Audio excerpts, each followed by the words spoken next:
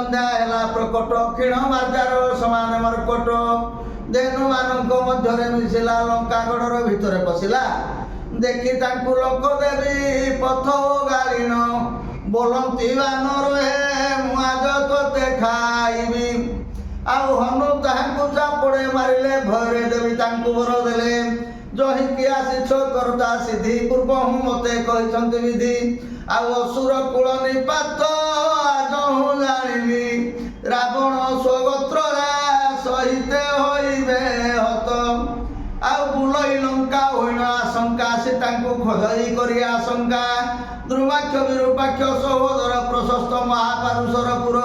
ଆଜ୍ଞା ଇନ୍ଦ୍ରନୀଳ ମଣିପୁର ଖୋଜି ଖୋଜି ଯାଇ ପ୍ରବେଶ ହୋଇଲା ସେ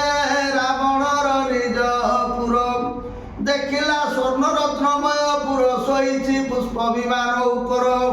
ଅନେକ ନାରୀ କରିଣ ସୁରତ ଶୋଇଛି ହୋଇତ ହିଁ ଅଶକତ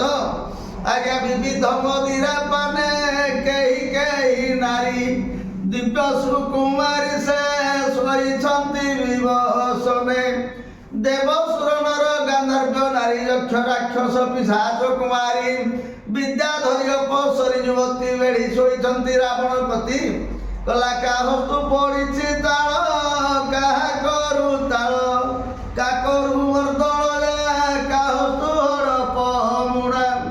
ଗଲା ପାନ ପତ୍ର ମାନ ପଡ଼ିଛି ଖସି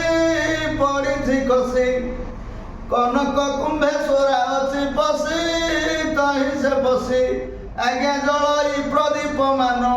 ଆଜ୍ଞା ଜଳଇ ପ୍ରଦୀପ ମାନ ଉଜ୍ଜଳ କନକ ଫରୁଆ ପରାୟ ଦିଶୁ ଅଛି ସ୍ତନ ଘନ ବାଇଧନ ମଧ୍ୟରେ ଶୋଇ ଅଛି ଏକ ନାରୀ କୃଷ ଉଦରୀ ସେ ଯୌବନୀ ଭାରି ସ୍ୱର୍ଣ୍ଣ ନିନ୍ଦଇତା ଦହିଲା ତନୁ ଆଉ ଏ ତମ ବିଚାରେ ପବନ ଶୁଣୁ ଆଜ୍ଞା ଏ ପରା ରାମ ଘରଣୀ ଆଜ୍ଞା ଏ ପରା ରାମ ଘରଣୀ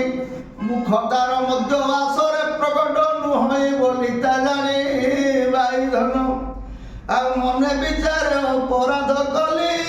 ତହିଁ ସେ କଲି ଆଉ ରାମ ଘରଣୀ ଆକୁ ବଇଲି ତହିଁ ବଇଲି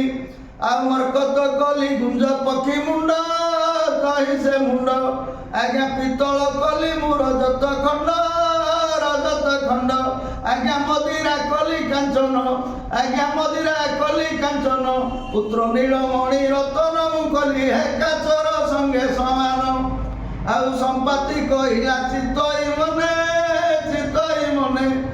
ଆଉ ବସିଲା ଯାଇ ଅଶୋକ ବିପିନେ